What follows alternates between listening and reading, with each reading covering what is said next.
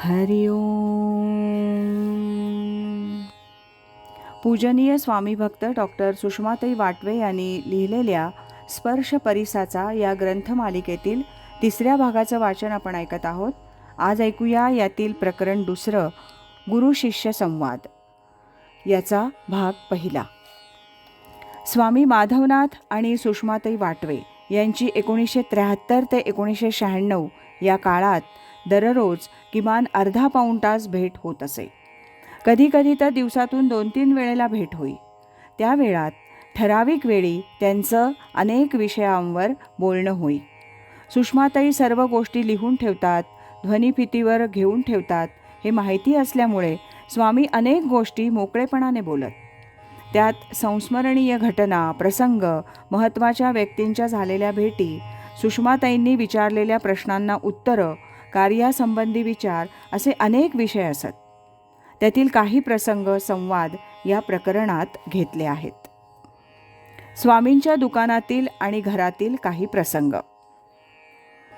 आज सरलाताई इकडे दुकानात येणार नाहीत. घरी सुतारांचं काम चालू आहे ना. तुम्ही घरी जाऊन बघा बरं, सुतार काम आवरून गेले का? आता 7:30 वाजलेत, रात्री प्रवचन आहे. स्वामी मी दुकानात गेल्यावर मला म्हणाले. दुकानात दुसरं कोणीच नव्हतं. मी स्वामींच्या घरी भागेश्वर निवासात गेले. स्वयंपाकघराच्या दारात उभ्या राहून सरलाताई बाहेरच्या प्रवचनाच्या खोलीतल्या कचऱ्याकडे पाहत होत्या. सुतार काम आवरून नुकतेच गेले होते, पण खोलीभर लाकडाचा भुसा, तुकडे पडले होते. स्वामींनी मला आत्ता घरी का पाठवलं ते माझ्या लक्षात आलं. मी सरलाताईंना म्हटलं, हा सर्व पसारा मी आवरते, तुम्ही स्वयंपाकाला लागा, रात्री प्रवचन आहे. स्वामी दुकानातून येण्यापूर्वी स्वयंपाक, स्वामींच्या स्नानाची तयारी सर्व आवरलं पाहिजे. सरलाताई स्वयंपाकाकडे वळल्या. मी हातात केरसुणी घेतली. दोन्ही खोल्या स्वच्छ करून रात्रीसाठी बैठका घातल्या. प्रवचनाची तयारी केली. मग घरी जाऊन सर्वांची जेवणं आवरून पुन्हा प्रवचनाला हजर झाले. मनात आलं, घार आकाशात उडत असली तरी तिचं लक्ष तिच्या पिलांपाशीच असतं. तसं सद्गुरू अष्टौप्रहर आपल्या शिष्यांची काळजी वाहत असतात. उजव्या हाताला मदत हवी असेल तर डावा हात आपोआप पुढे येतो. तसं एखाद्या शिष्याला काही मदत हवी असेल तर मदतीचा हात व्यक्ती आपणहून येते, ते काम करून जाते. एकदा स्वामीजींकडे एक संन्यासी आला होता. तो सामान्यच होता, पण त्याच्या अंगावर भगवी वस्त्र होती. त्या संन्याशाला बघितल्याबरोबर स्वामीजींनी स्वतः उठून त्याला आपल्या शेजारी बसवून घेतलं. तो बिचारा अगदी सामान्य. त्याला लक्षातही आलं नाही की आपल्याला इतका मान का दिला गेला. त्याला 4 शब्द बोलायला सांगितलं तर ते धड बोलता आले नाहीत, कारण ग्रंथांचा फारसा अभ्यास नव्हता.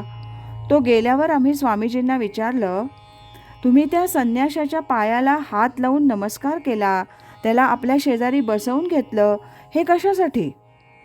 त्यावर स्वामीजी म्हणाले, मला संन्याशांविषयी आदर आणि प्रेम वाटतं.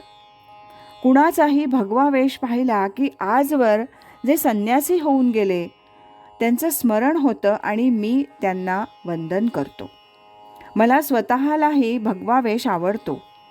संन्यासी हे राष्ट्राचं भूषण आहे. आज जो संन्यासी आला होता त्याचा अधिकार मोठा आहे. तो माझ्यापेक्षा श्रेष्ठ आहे असा माझा भाव नाही. गोंदवलेकर महाराजांच्या एखाद्या शिष्यानं जर संन्यास घेतलेला असेल तर ते त्याला पत्र लिहिताना कृताने शिरसाष्टांग नमस्कार असा मायना लिहित. आचार्यांपासून अनेक संन्यासी होऊन गेले. संन्याशांचा आदर करतात तो त्या व्यक्तीचा आदर नसून त्या स्थितीचा आदर आहे. 1980 स्वामींच्या काउंटरमागे काही मंडळी ध्यानस्थ बसली होती. सकाळची वेळ.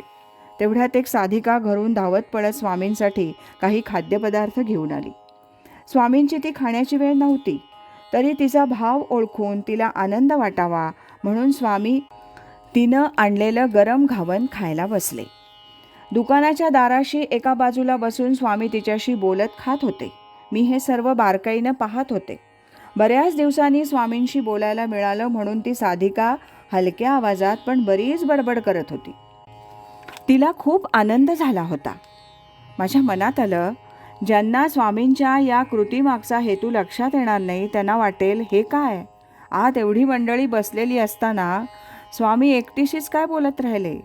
पण स्वामींचा अंतस्थ हेतू त्या व्यक्तीच्या भावाला प्रतिसाद देणे हा होता. त्यातून दोन्ही पक्षी प्रेम व्यक्त होत होतं. हल्ली त्या व्यक्तीचं स्वामींकडे येणं जाणं कमी झालं होतं, कारण जी साधक मंडळी दुकानात येत त्यांना स्वामी ध्यानाला बसवत. तिचा नामाचा संप्रदाय होता. तिला ध्यानाची गोडी लागत नव्हती. पण जर ती स्वामींकडे येत राहिली तर कधी ना कधी ती ध्यानाला बसेल म्हणून तिच्या कलाकलानं स्वामी वागत होते. मध्येच स्वामींनी तिला हळू आवाजात अभंग म्हणायला सांगितला. स्वामींच्या ठिकाणी तिची श्रद्धा होती, पण गुरुभाव नव्हता. ती म्हणे, माझे सद्गुरू वेगळे आहेत. स्वामींचं म्हणणं, समोरच्या व्यक्तीत गुरुभाव निर्माण झाल्याखेरीज त्या व्यक्तीला जे द्यायचं ते सद्गुरूंना देता येत नाही. स्वामींवर प्रेम करणारी अनेक मंडळी होती. नातेवाईक, मित्र, साधक, शेजारी, परमार्थप्रेमी श्रोते. पण स्वामींविषयी गुरुभाव ठेवून अनन्य शरण होणारे जे होते त्यांच्या पदरात गुरुनिष्ठेचं फळ पडत होतं.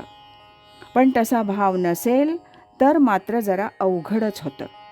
म्हणून स्वामी हर प्रयत्नानं प्रथम त्या व्यक्तीच्या अंतःकरणात आपल्याविषयी श्रद्धा, गुरुभाव कसा निर्माण होईल ते पाहत आणि मग त्यांना जे त्या व्यक्तीला द्यायचं ते देत त्यांच्यावर कृपा वर्षाव करीत.